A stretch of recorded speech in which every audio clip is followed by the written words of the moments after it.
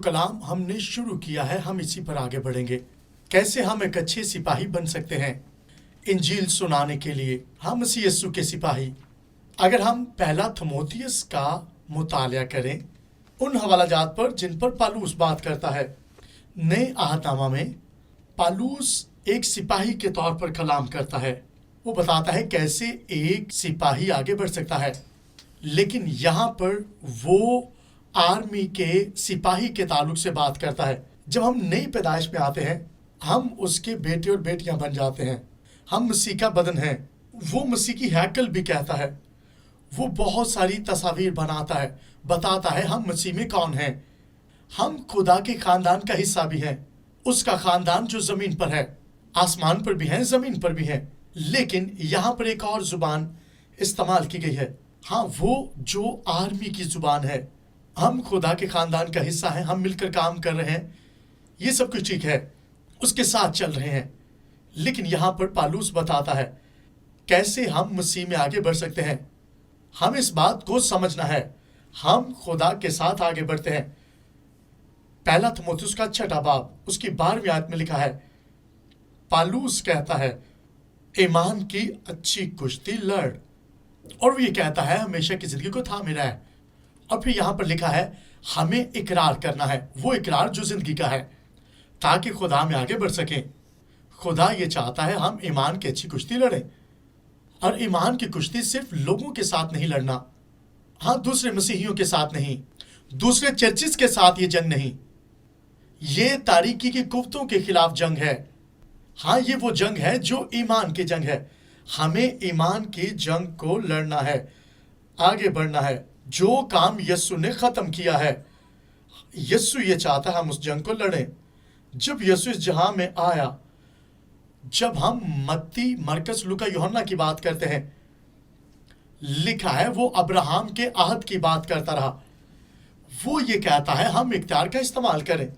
اور جہاں کہیں گیا اس نے بتایا ہمیں ایمان کا استعمال کرنا ہے.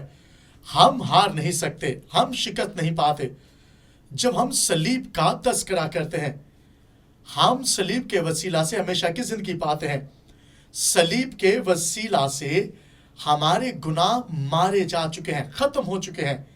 وہ ہماری جگہ پر مرا ہے، لیکن تیسرے دن وہ مردوں میں سے جی اٹھا ہے. وہ مردوں میں سے جی اٹھنے والوں میں سے پہلا اٹھا ہے.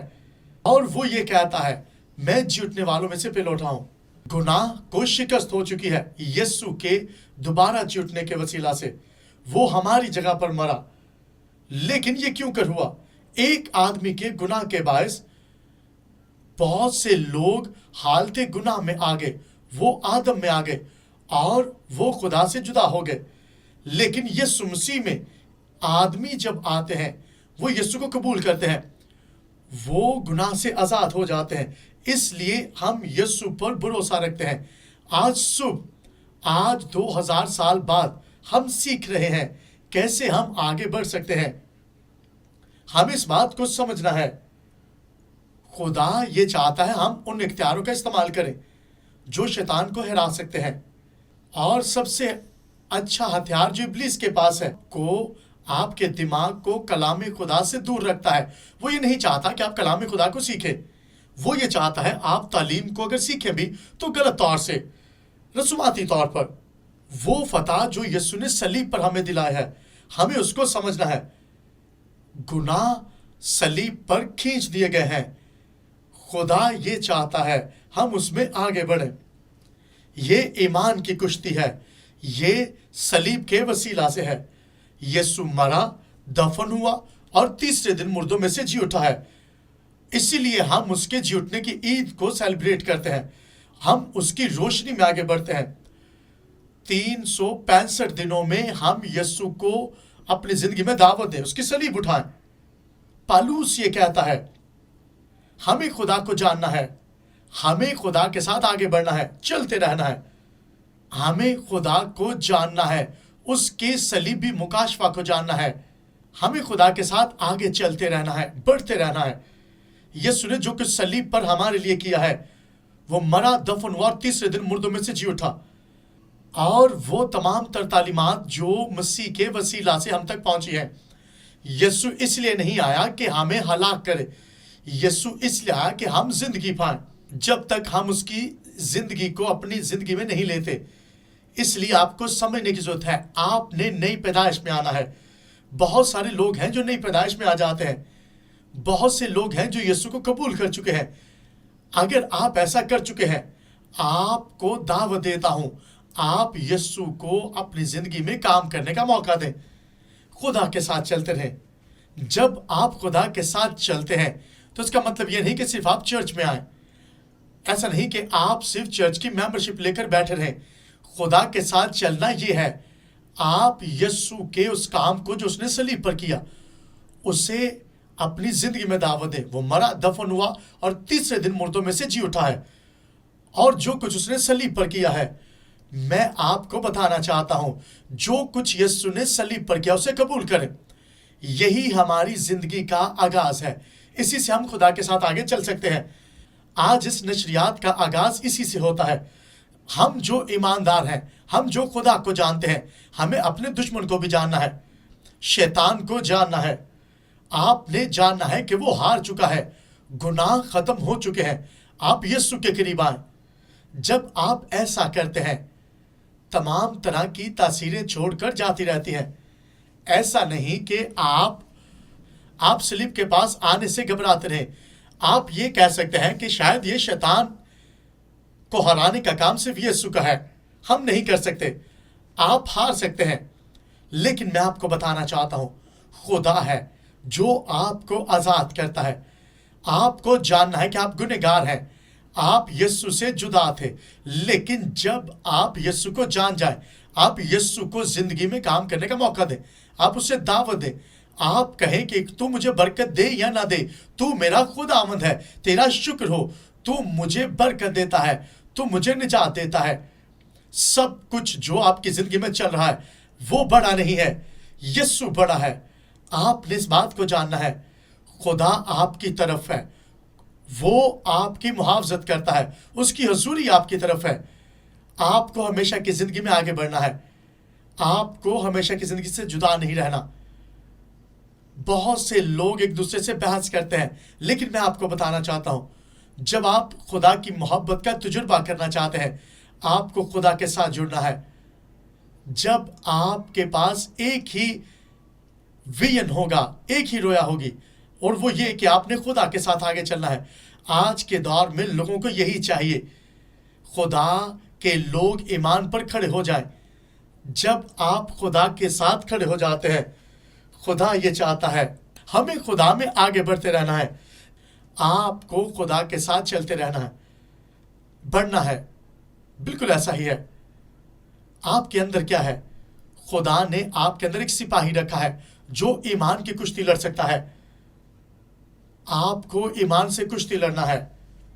لوگ جانتے نہیں کس طرح سے ہم نے ایمان کی جنگ کو لڑنا ہے۔ ہمیں اس بات کو جاننا ہے، ہم ہارنے والے نہیں ہیں، آپ کو جنگ لڑنا ہے۔ اور جب آپ جنگ لڑنے کے لیے تیار ہو جاتے ہیں، بہت سارے لوگ ہیں جو مصیبت آتے ہی لیٹ جاتے ہیں، وہ ہار جاتے ہیں۔ خدا یہ چاہتا ہے ہم اٹھیں، جب بھی مصیبت آئے اٹھیں اور آگے بڑھیں۔ ہمیں خدا کے کلام پر آگے بڑھنا ہے۔ جب ہم اپنی زندگی یسوع کو دیتے ہیں، ہمیں خدا کے ساتھ آگے بڑھتے رہنا ہے۔ آپ شاید یہ کہتے ہیں خدا میری زندگی میں کام کرے، خدا یہ کرے۔ نو، خدا یہ چاہتا ہے کہ آپ نے کیسے آگے بڑھنا ہے۔ اس نے بتایا ہے کیسے آپ جولیت کو گرا سکتے ہیں۔ آج نئے عہد میں جو ایماندار ہیں، جو ایمان رکھتے ہیں، آپ کے جولیت یہاں پر ہے، آپ کے جولیت آپ کے دماغ میں ہے، آپ نے ان کو ہرانا ہے۔ وہ آپ کی زندگی کے خلاف کام کر رہا ہے، وہ اچھا برا آپ کو بتاتا ہے، لیکن ایک بات یاد رکھیں، وہ آپ کی سوچ کو محدود کر دیتا ہے۔ آپ کے گھر میں کھانا نہیں ہے، آپ کے پاس پیسہ نہیں ہے، بہت ساری چیزیں آپ کے سامنے رکھے گا، آپ کی سوچ کو محدود کر دے گا۔ لیکن جب ہم کلام خدا کی جانب آگے بڑھتے ہیں، میں آپ کو بتانا چاہتا ہوں، چند ایک اور خیالات آپ کے سامنے رکھنا چاہتا ہوں۔ دوسرا تیموتھیوس 3 باب، اس کی 2 اور 3 آیت۔ لیکن میں آپ کو بتانا چاہتا ہوں، दूसरा थिमोथियुस दूसरा बाब 3 और 4 आयत में लिखा है, 41 साल बाद मैं आपको बताना चाहता हूं, इससे फर्क नहीं पड़ता। पालूस यहां पर कुश्ती की बात कर रहा है। हमें अपने ख्यालात में भी जंग को लड़ना है। हमें बुरे ख्यालात की जगह अच्छे ख्यालात को जगह देनी है। क्या आप बिजनेस स्टार्ट कर सकते हैं? खुदा ने अगर आपके दिल में डाला है, आप बिजनेस कर सकते हैं। अगर खुदा ने आपके दिल में कुछ करने के लिए कहा है तो आप वो कर सकते हैं। सब कुछ मुमकिन है, कुछ भी नामुमकिन नहीं। अगर शैतान कहता है आपने नहीं कर सकते, इससे फर्क नहीं पड़ता। खुदा कहता है कर सकते हो तो आप कर सकते हो। दूसरा थिमोथियुस दूसरा बाब उसकी 3 और 4 आयत में लिखा है, आप इसलिए यहां पर हैं कि आप सिपाही की तरह आगे बढ़े, यीशु मसीह के अच्छे सिपाही की मानित। यहां पर नोटिस करें पालूस क्या कह रहा है। पालूस कहता है मैं आपके लिए दुआ करूंगा। मैं ये चाहता हूं कि मैं आपके लिए दुआ करूं। कई एक बार आप मुश्किल वक्त में दुआ करना भूल जाते हैं। बहुत सारे लोग छोड़ देते हैं। और मैं कल रात MMA 40 को देख रहा था। मैं एक जंग की मूवी देख रहा था और मैं भाई को बता रहा था। उन्होंने कहा कि अगर आप मुश्किल से निकलना चाहते हैं तो आपको दूसरे पर हमला करना होगा या फिर वहां से भाग जाए। इससे फर्क नहीं पड़ता कि आप किस तरह के हालात के अंदर हैं, मुश्किल के अंदर है, मुसीबत के अंदर है। अगर आप हमलावर नहीं होंगे तो शैतान हमलावर हो जाएगा। आपको शैतान पर हमला करना है। आपको खुदा में आगे बढ़ना है। आप कितनी मुश्किल को बर्दाश्त कर सकते हैं। कुछ लोग हैं जब मुश्किल वक्त आता है वो अपना ईमान छोड़ देते हैं। पालूस यहां पर कहता है, वो ये कहता है कि अगर तुम यहां पर हो तो आपको ईमान की कुश्ती लड़ना है। ईमान की कुश्ती लड़ना है, आपको लड़ना है। लोग ये कहते हैं फलां शख्स मेरे बारे में गलत सोच रहा है। आपको ईमान की जंग लड़ना है। कई एक बार हम लोगों के साथ बात करते हैं, ओ खुदा ने मुझसे बात की है, लेकिन वो वक्त आने पर छोड़ देते हैं, हार जाते हैं। मैं ये करूंगा, मैं वो करूंगा। वो नक्शे पर हर तरफ जाते हैं। क्या उन्होंने खुदा से ये सब कुछ सुना है? नहीं। बहुत से लोग हैं जब खुदा आपके दिल में कुछ करने को डालता है वो आपको कुव्वत देता है, फिर आपको उसके कलाम के मुताबिक आगे बढ़ते रहना है। आपको पालूस की जिंदगी के बारे में सुनकर आगे बढ़ते रहना है। हमें खुदा की बातों को सुनना है। जब हम इस कलाम को सुनकर आगे बढ़ते हैं या कई बार रुक जाते हैं, आपकी बरकत रुक जाएगी। खुदा का शुक्र हो जो कुछ खुदा ने हमें करने को कहा है। खुदा ये चाहता है हम उस कलाम को लेकर आगे बढ़े। नए अहद का 2/3 हिस्सा इस बात पर जोर देता है शैतान आपका मुखालिफ है। खुदा का शुक्र हो पालूस रुका नहीं है। 2000 साल बाद हम उस कलाम के वसीला से बरकत पा रहे हैं जो कलाम पालूस ने किया है। हम हर तरह की मुश्किल और मुसीबत का सामना कर पाते हैं क्योंकि पालूस काम करता रहा है। पालूस ने अच्छी कुश्ती लड़ी है। हमें इस कुश्ती को लड़ते रहना है। हमें इस जहां की कुफ्तों से कुश्ती को नहीं लड़ना, एक सोल्जर की तरह, एक सिपाही की तरह लड़ना है। आज की जो नशरियात है जिस पर मैं बात कर रहा हूं, जब आप बचाए जाते हैं एक ईमानदार होते हुए, आपसे भेड़ नहीं है, आप चरवाहे की भेड़ नहीं है। हाँ, सिर्फ भेड़ नहीं है, आप सिपाही भी हैं। आपको हथियारों का इस्तेमाल करना है, आपने लड़ना है। यूहन्ना की इंजील में लिखा है, तुमने नहीं बल्कि मैंने तुम्हें चुन लिया है। मैं देख रहा था, हाँ मैंने खुदा को नहीं बल्कि खुदा ने मुझे चुन लिया। ये खुदा का फैसला था। आपके लिए भी यही है। आज के दौर में आप हादसाती तौर पर खुदा के पास नहीं आए। खुदा ने आपको चुना है ताकि आप खुदा के साथ आगे बढ़ते रहें। खुदा ने इसलिए आपको चुना है ताकि आप को खिदमत गुजारी के काम में आगे बढ़ा। मैंने इसलिए तुम्हें चुन लिया ताकि तुम फल लाओ और तुम्हारा फल कायम रहे। और ये चाहता हूं कि तुम एक दूसरे से मोहब्बत रखो। वो यहां पर कहता है हमें दूसरों की बातों को सुनना है। उसने हमें चुना है, हमने फल को कायम करना है, हमने फल को आगे बढ़ाना है और हमने उसके इख्तियार को लेकर आगे बढ़ना है। जब मैं 19 बरस का था, जब मैंने कलाम खुदा को सुना, खुदा ने मुझे बुलाया है। पालूस यूं कहता है, खुदा ने आपको बुलाया है ताकि इंजील का काम कर सके। जब खुदा की बुलाहट आपकी जिंदगी में आती है, मुझे याद है جب میں نے خدا کی روح کو اپنی زندگی میں محسوس کیا، میں نہیں سمجھ پایا خدا کس طرح سے کام کرتا ہے، ہم خدا کے کلام کو لے کر کیسے آگے بڑھ سکتے ہیں۔ اس دور میں مذہبی طور پر خدا کے ساتھ چل رہا تھا، میں زیادہ کچھ نہیں سیکھ پایا، لیکن جب خدا ہمیں چن لیتا ہے، اگر ہم سمجھ بھی نہیں پاتے تب بھی وہ ہمیں چن لیتا ہے۔ یہ بالکل ایسے ہی ہے جب اس نے ابراہم کو چنا، ابراہم نہیں جانتا تھا مجھے خدا کے ساتھ کیسے چلنا ہے، وہ نہیں جانتا تھا، وہ صرف خدا پر بھروسہ رکھتا تھا، وہ نہیں جانتا تھا خدا کو کیسے آگے لے کر بڑھنا ہے۔ ہمیں خدا کو لے کر آگے بڑھنا ہے، ہمیں خدا میں آگے بڑھتے رہنا ہے۔ جب ہم ایمان سے قدم بڑھاتے ہیں، ایسا نہیں کہ آپ ایمان کو رسومات کے ساتھ جوڑ لیں، ایمان کا تعلق آپ کے دل سے ہے۔ جب آپ خدا کے ساتھ چلنا شروع کرتے ہیں، آپ نے خدا میں آگے بڑھتے رہنا ہے۔ جب آپ ایسا کرتے ہیں، آپ خدا میں بڑھتے جاتے ہیں، اور جب آپ خدا کے ساتھ آگے بڑھنا چاہتے ہیں، میں آپ کو بتاتا ہوں، آپ نے قدم با قدم خدا کے ساتھ بڑھتے رہنا ہے، اس پر ایمان رکھنا ہے۔ آج 41 سال بعد جب میں کلام خدا کو سنا رہا ہوں، خدا نے مجھے دکھایا ہے جو کچھ میں نے کیا ہے اور جو کچھ کلام کی منادی میں کر چکا ہوں، میں آپ کو بتانا چاہتا ہوں۔ میں نے بزنس بھی سٹارٹ کیا، آپ بھی کر سکتے ہیں۔ آپ سب کے لیے بھی خدا منصوبہ رکھتا ہے، خدا آپ کے لیے تیاری کر چکا ہے، آپ کو ایمان کے ساتھ آگے بڑھنا ہے۔ شیطان نہیں چاہتا کہ آپ آگے بڑھیں، وہ آپ کو روکنا چاہتا ہے، وہ نہیں چاہتا کہ آپ اس دوڑ کو جیتیں۔ دوسرے کرنتھیوں کے خط کے اندر بھی لکھا ہے، دوسرا کرنتھیوں 10واں باب اس کی 30 آیت میں لکھا ہے، ہماری جنگ کے ہتھیار جسمانی نہیں ہے بلکہ روحانی ہے، تاکہ ہم کلوں کو ڈھا سکیں۔ پالوس یہاں پر روحانی سفر کی بات کرتا ہے۔ پالوس کہتا ہے کیسے ہم آگے بڑھ سکتے ہیں۔ مضبوط کلے کون سے ہیں؟ وہ کلے جو آپ کے دماغ کے اندر بن جاتے ہیں۔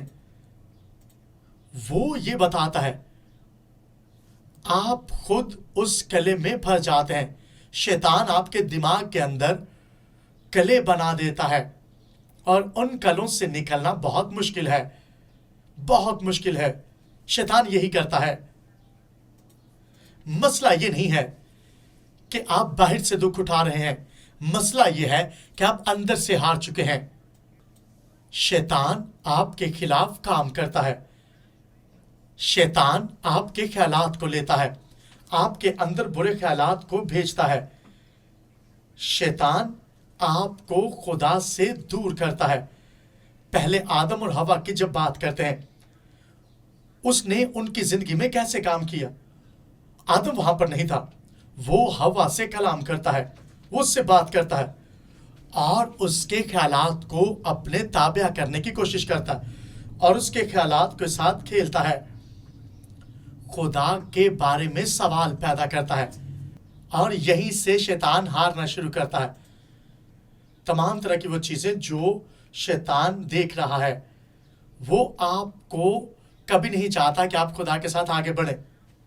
شیطان یہی چاہتا ہے کہ آپ اس کی بات مانیں اور وہ آپ کو خدا سے دور لے جائے، وہ آپ کو خدا سے دور لے جانا چاہتا ہے۔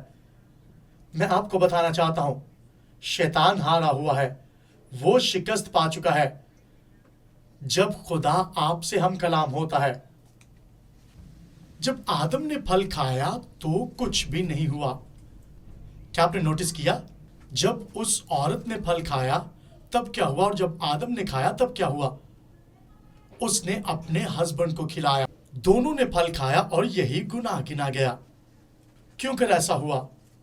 خدا یہ چاہتا ہے جب آپ اپنے اختیار کا استعمال نہیں کرتے، آپ ہار جاتے ہیں۔ وہ آدم ہو یا حوا، دونوں نے پھل کھایا تب یہ گناہ گنا گیا۔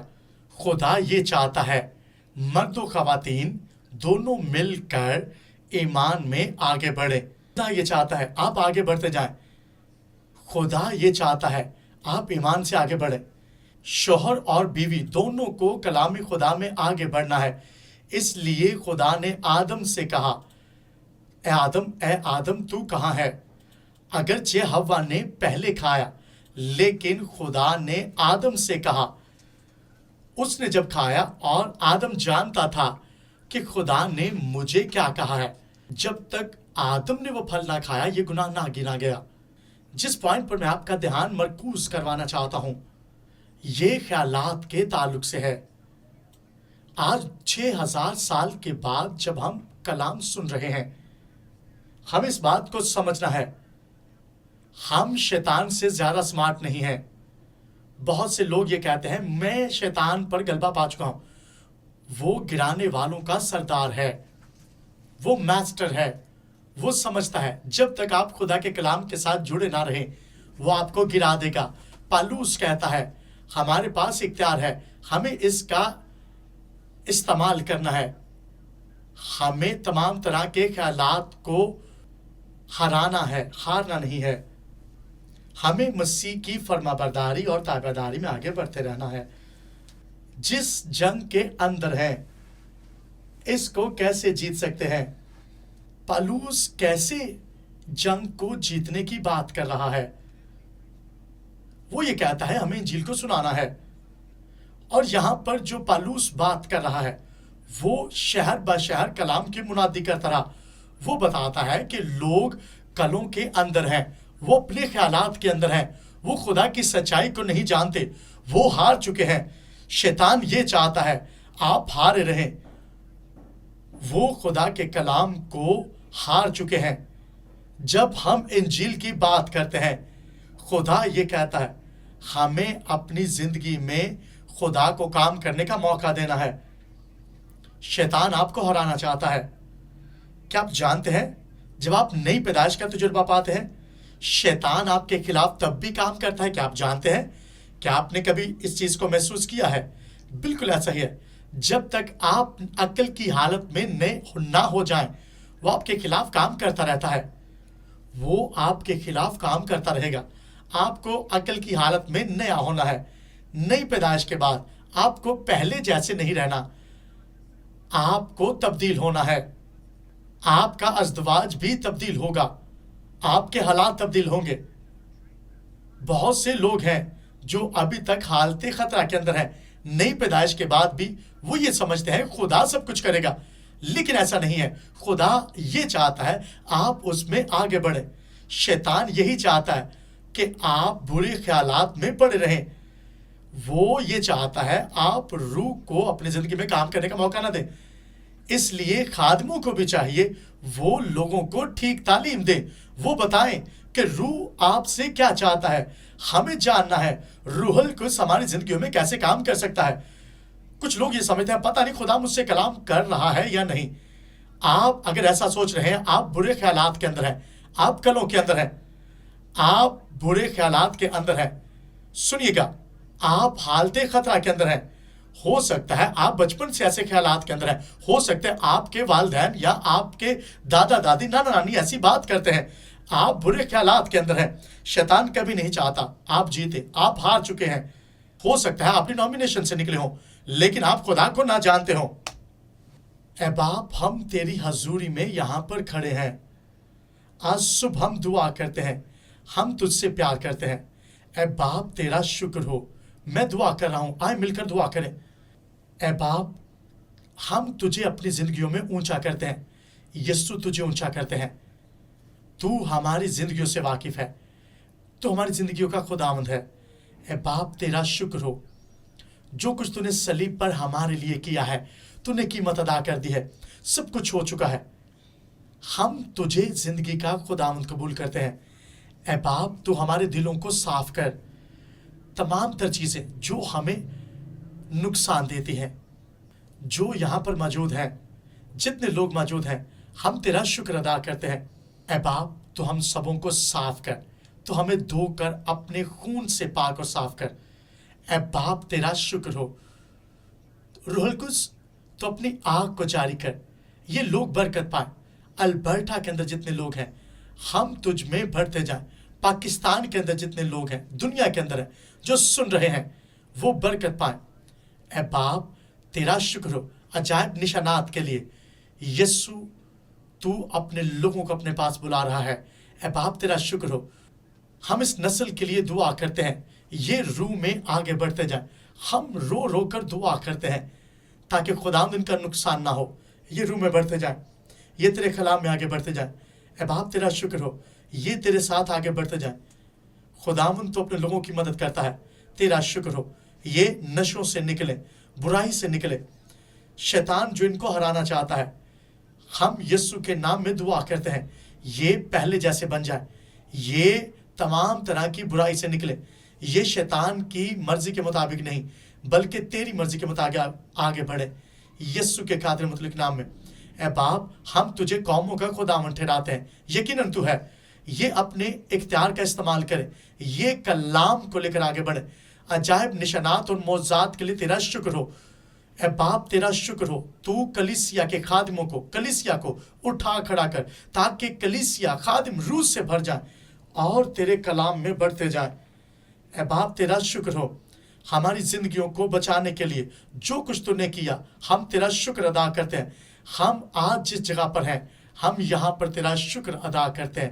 اے باپ تیرا شکر ہو، اے باپ ہم اس ساری کلیسیا کو برکت دیتے ہیں، جتنے پاکستان میں دیکھ رہے ہیں ہم ان سب کے لیے برکت کی دعا کرتے ہیں۔